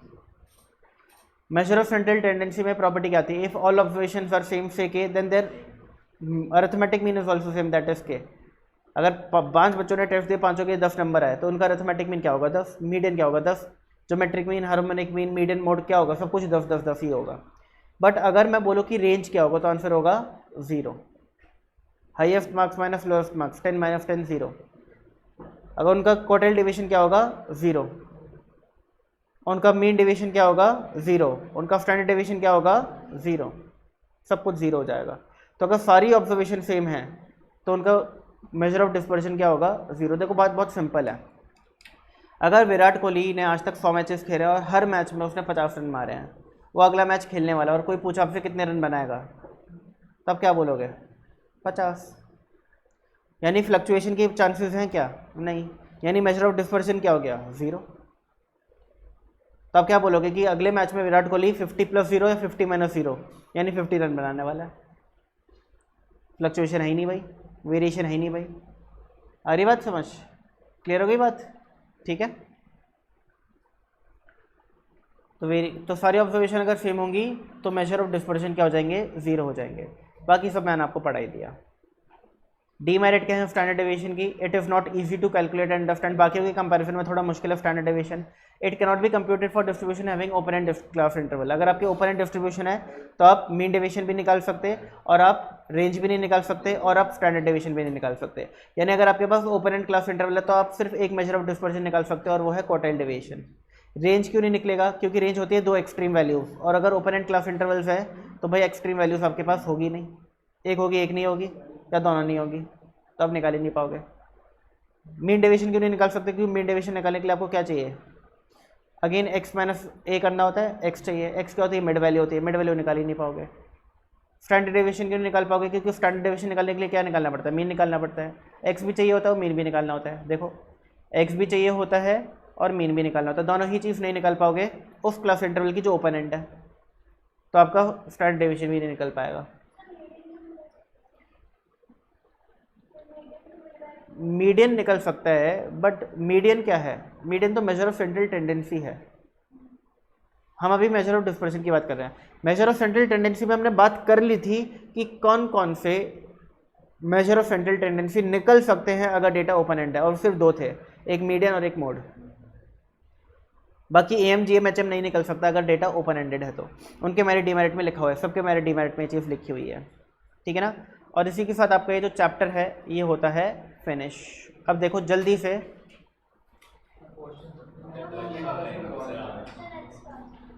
अरे कर लो यार, अभी 20 मिनट बचे हैं, करो करो करो करो।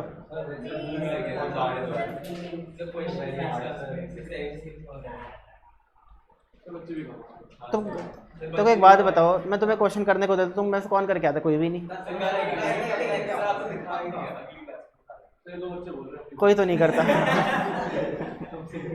मैंने आज तक होमवर्क दिया, तुमने कभी तो किया नहीं। कुछ ही 1-2 बच्चे हैं जो करके आते हैं, वो भी 2 क्वेश्चन 50 तो 10 करके आ जाएंगे। और क्लास में तुम्हें करना नहीं है, होमवर्क तुम्हें करना नहीं है, पास कैसे हो गए,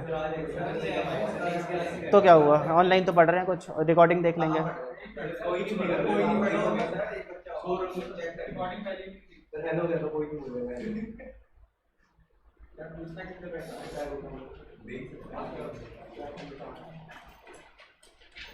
अच्छा कुछ क्वेश्चन तो कर लो, सारे मत करो, बहुत डिले हो रहा है यार सिलेबस हमारा, इसलिए मैं करा रहा हूँ। ऐसा कर करके ना जल्दी जल्दी फिर आज छोड़ दो, इतना डिले हो गया सिलेबस। एक बात बताओ, जितना मैथ्स का सिलेबस बचा किसी और सब्जेक्ट का बचा है, नहीं। लॉ का तो खत्म हो गया, इको का खत्म हो चुका है ना आप लोगों का सिलेबस, या बचा है, BC का तो छोटा मोटा है, और ऐसे अकाउंट्स का थोड़ा बहुत बचा होगा, फ़ायदा नहीं बचा होगा मुझे लगता है। हाँ, और यहाँ पे कितने बचे आपके, 9 चैप्टर। हाँ तो करना नहीं है, और तुम ऐसी क्लास जल्दी जल्दी करते रहोगे तो खिंचता ही जाएगा वो। हाँ क्यों नहीं, एक तो ब्रेक दे देता हूँ मैं तुम लोगों को कि भाई थोड़ा रिचार्ज हो जाओगे।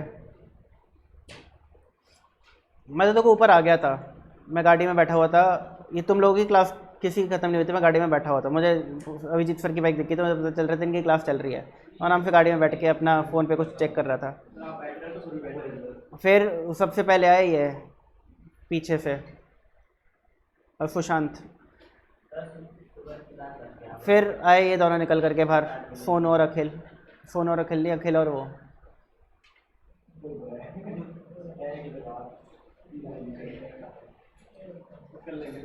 चलो कुछ क्वेश्चंस तो कर लो,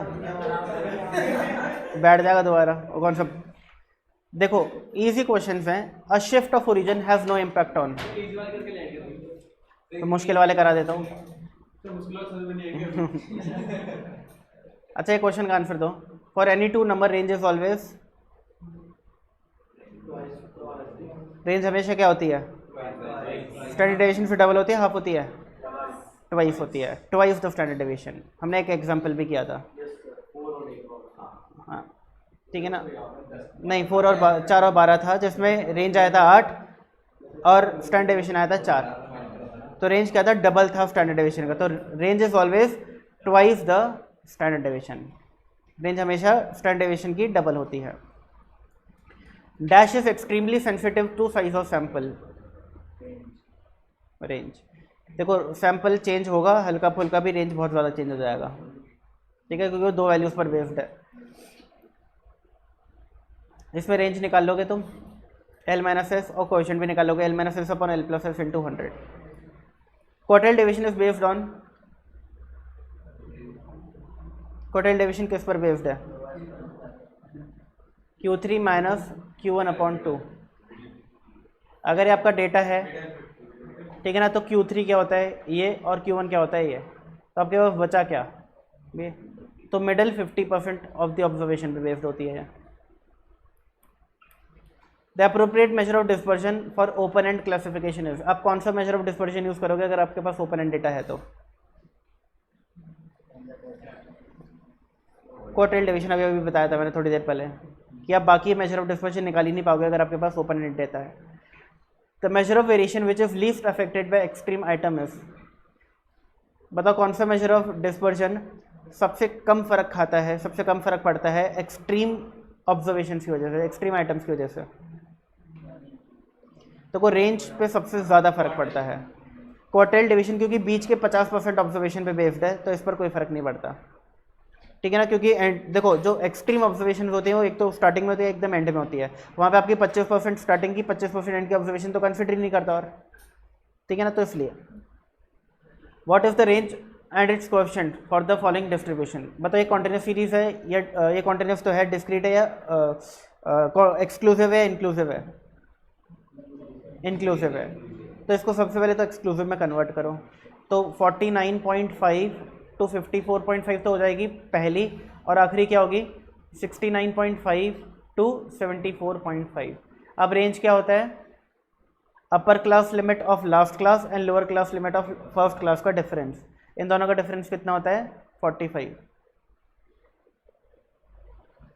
सॉरी 25, ठीक है ना, 25 करके देख लो, 74.5 माइनस 49.5, आंसर आ रहा है 25, तो हमारी रेंज क्या हो जाएगी 25। अब 25 जो है वो ऑप्शन सी भी है, डी भी है। हमें क्या करना पड़ेगा, अब आपको उसका निकालना पड़ेगा कोएफिशिएंट। तो कोएफिशिएंट कैसे निकालते हैं बताओ? L minus S upon L plus S into 100, तो 74.5 प्लस 49.5 ये होता है 124, तो 25 अपॉन 124 इंटू 100,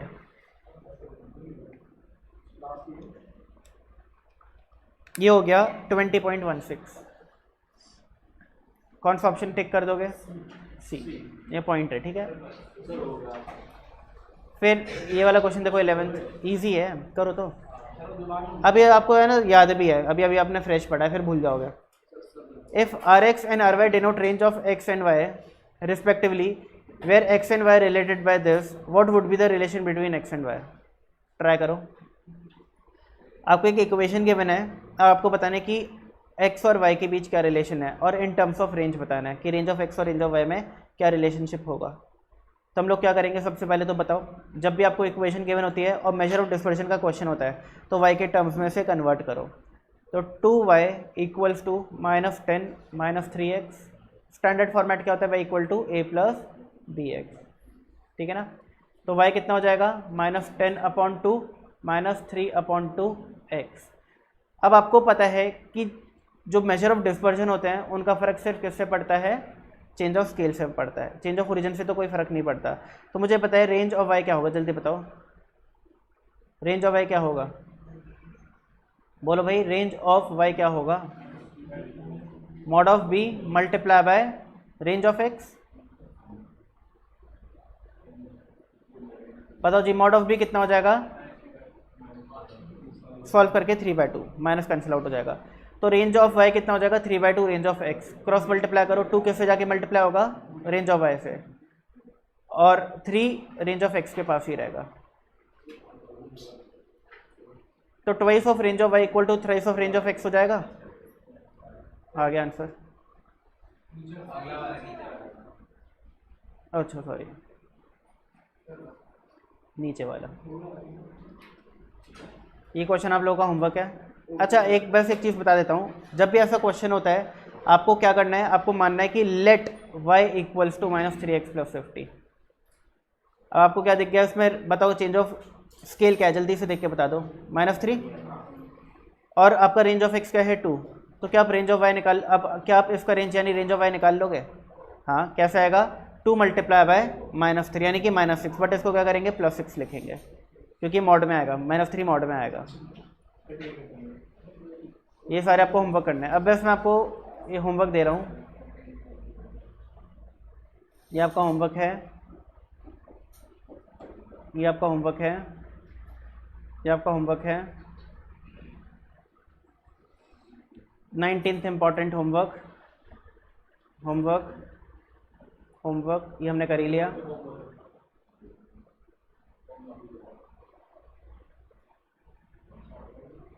देखो लास्ट चैप्टर में हमने 2 क्वेश्चन छोड़े थे, कुछ ऐसे से दिखते थे वो, मेजर ऑफ सेंट्रल टेंडेंसी। मैं आपको क्या बोला था कि जब मेजर ऑफ डिस्पर्जन पढ़ोगे तब आपको इनके आंसर्स दे पाओगे। कौन से क्वेश्चन थे याद है वो, बताओ क्वेश्चन नंबर कौन से थे,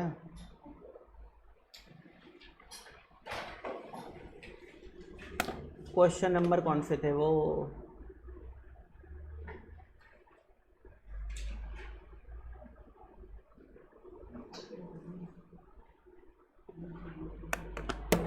क्वेश्चन नंबर कौन से थे वो भाई, जल्दी बता दो देख करके।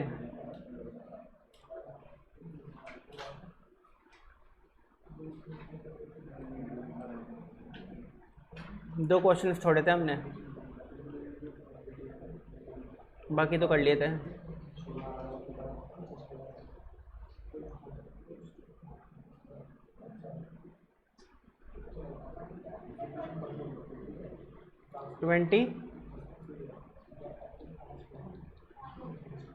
ये देखो, एक तो ये रहा 13th फोल्ड पे लिखा हुआ मैंने, MCD MOD, measure of central tendency for a given set of observation measure. अब देखो मेजर ऑफ सेंट्रल टेंडेंसी का काम क्या है और मेजर ऑफ डिस्पर्जन का काम क्या है, एक बार समराइज करके मुझे बताओ, कौन बताएगा। हाँ हाँ, ओके वेरी गुड। तो रोशन ने बिल्कुल सही बताया कि जो मेजर ऑफ सेंट्रल टेंडेंसी है वो क्या करते हैं, वो एक सेंट्रल वैल्यू ढूंढते हैं, बीच में घुसने की कोशिश करते हैं, और मेजर ऑफ डिस्पर्जन क्या करते हैं, वो बताते हैं कि कितनी वाइड फ्लक्चुएशन हो सकती है। अगर विराट कोहली का स्टैंडर्ड डेविएशन 15 था तो उसने क्या बोला कि विराट कोहली किस रेंज में रन स्कोर कर सकता है, कितना स्कैटर्ड हो सकता है उसका अगले मैच का रन का चांसेस। तो ये क्या बोल रहे हैं कि MCT क्या करते हैं, तो क्या वो scatterness of the observation check करते हैं, नहीं। क्या वो central location of the observation check करते हैं, हाँ। स्कैटरनेस कौन चेक करता है, मेजर ऑफ डिस्पर्जन चेक करता है, वो देखता है स्कैटर्ड, कितना स्कैटर्ड है, कितना फैला हुआ है, ठीक है ना। मेजर ऑफ सेंट्रल टेंडेंसी कभी भी स्कैटरनेस चेक नहीं करते। और एक और क्वेश्चन कौन सा था, क्या बोल रहे थे रिद्धम आप, एक और क्वेश्चन होगा वो ढूंढना पड़ेगा आप लोगों को, बस ढूंढ लेना। हाँ ये रहा देखो एक, नहीं ये तो आपने बता दिया था, central value. Hold hold hold, MoD MoD MoD कहीं लिखा है? और नहीं लिखा तो ढूंढ लेना तुम लोग। फिलहाल मुझे उस क्वेश्चन का आंसर बताओ जो क्वेश्चन हम कर रहे थे।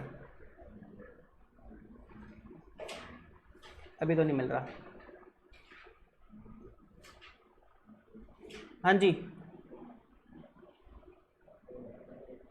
ये डिस्पर्शन मेजर्स क्या करता है?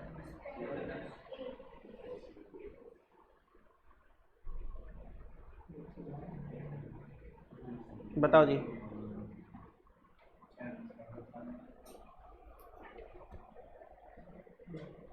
ए बी सी डी, देखो ए ठीक है नो डाउट, बट बी भी ठीक है। ए ठीक क्यों है? क्योंकि आपको पता है कि स्कैटरनेस चेक करता है। बट ध्यान से सुनना, अगर मुझे ये पता लगाना है कि मेरे घर में कितनी ज़्यादा वाइड फ्लक्चुएशन है वोल्टेज की, या फ्लक्चुएशन होती ही नहीं है, तो दोनों ही चीज़ निकालने के लिए मैं क्या करूँगा? मेजर ऑफ डिस्पर्शन का यूज़ करूँगा। यानी मैं क्या करूँगा, मैं हर दिन के 5-5 मिनट के गैप पे कितनी कितनी वोल्टेज रहती है, इस डेटा को लूँगा, इसको स्टैंडर्ड डेविएशन निकालूंगा। अगर वोल्टेज फ्लक्चुएशन बहुत होती होगी तो स्टैंडर्ड डेविएशन हाई आएगा, बहुत कम होती होगी तो कम आएगा। तो मुझे स्टैंडर्ड डेविएशन अगर मेरा लेट से 2 आया, 2 निकल करके आया, तो 2 मुझे क्या बता रहा है कि कितनी कम फ्लक्चुएशन होती है, कितना कम, कितना कॉन्सेंट्रेटेड है, जो वेरिएशन वो कितनी कॉन्सेंट्रेटेड है। और अगर ये ज़्यादा है तो क्या बताएगा कितनी स्कैटर्ड है। दोनों चीज़ बता रहा है। यानी अगर आपको ये देखना है कि आपके घर में वोल्टेज फ्लक्चुएशन ज़्यादा है कम है, तो दोनों के लिए ही आप क्या यूज़ करोगे? मेजर ऑफ डिस्पर्शन का यूज़ करोगे, ज़्यादा के लिए भी और कम के लिए भी। कितना स्कैटर्ड है वोल्टेज वो भी चेक कर सकते हो आप, कितना कॉन्सेंट्रेटेड है वो भी चेक कर सकते हो आप। यहाँ पर हम ये नहीं देख रहे कि कितना, हम सेंट्रल लोकेशन नहीं फाइंड आउट कर रहे। सेंट्रल लोकेशन फाइंड आउट करना किसका काम है? मेजर ऑफ सेंट्रल टेंडेंसी का। बट ऑब्जर्वेशन कितनी कॉन्सेंट्रेटेड है ये फाइंड आउट करना किसका काम है? अब देखो मैंने अभी आपको क्या बोला कि अगर सारी ऑब्जर्वेशन सेम है तो उसका मेजर ऑफ डिस्पर्शन क्या होगा? 0। तो 0 क्या बता रहा है कि ऑब्जर्वेशन कितनी कॉन्सेंट्रेटेड है। आ रही बात समझ? ठीक है ना? तो दोनों ही चीज़ बताता है।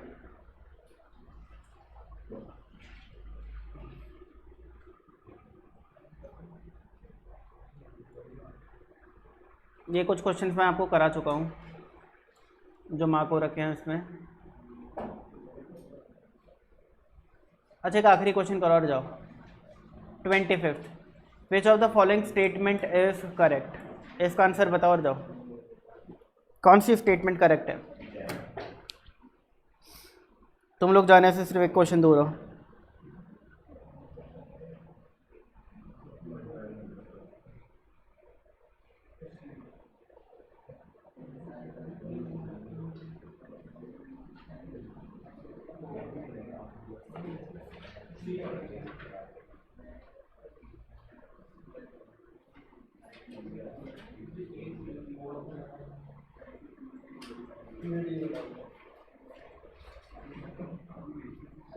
हाँ जी,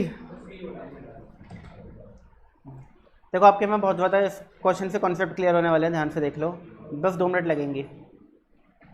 मेरे पास एक आपके मैथ्स के मार्क हैं और एक आपके इको के मार्क्स हैं, ठीक है जी। मैं ध्यान सुन लो, मैं मेजर ऑफ सेंट्रल टेंडेंसी के लिए यूज़ करूँगा मीडियन इस एक क्वेश्चन के अंदर, और मेजर ऑफ डिस्पर्शन के लिए यूज़ करूँगा रेंज, ठीक है ना। 2 मेजर्स में यूज़ करने वाला, एमसीटी के लिए मीडियन और एमओडी के लिए रेंज। अब एक्स और वाई मैथ्स और इको के मार्क्स हैं,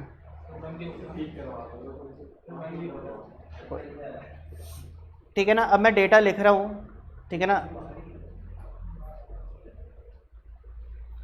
5, 8, 10, 12, 15, 20 नंबर का आप लोगों का टेस्ट हुआ है। 4, 9, 10, 13, 14। अब आप लोग मुझे एक बात बताइए, जो डेटा x और जो डेटा y है इसमें मीडियन क्या है?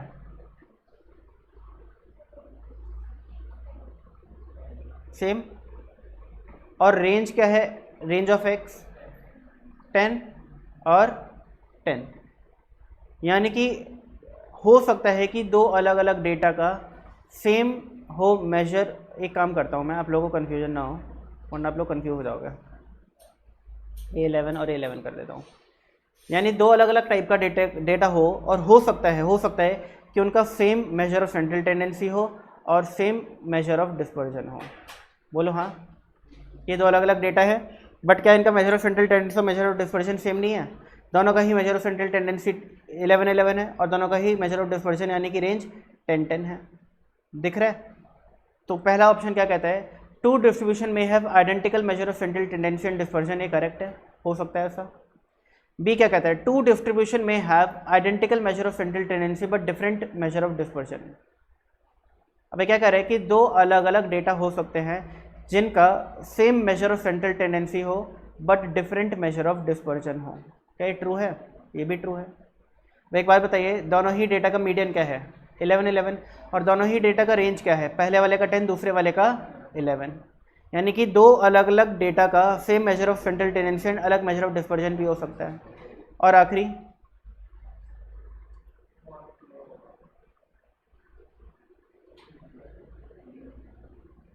अब बताइए, ये दो अलग अलग डेटा है, क्या इन दोनों का same measure of central tendency? Answer is no, दोनों का मीडियन अलग अलग है। बट क्या सेम मेजर ऑफ डिस्पर्जन है? हाँ, दोनों का रेंज क्या है? 10-10। यानी कि कोई भी चीज़ पॉसिबल हो सकती है, यानी कि हम क्या बोलेंगे कि all of the above are possible. आ रही है बात समझ आप लोगों को? ठीक है, चलो अब जाओ, अगली क्लास में मिलेंगे, क्वेश्चंस करके आना।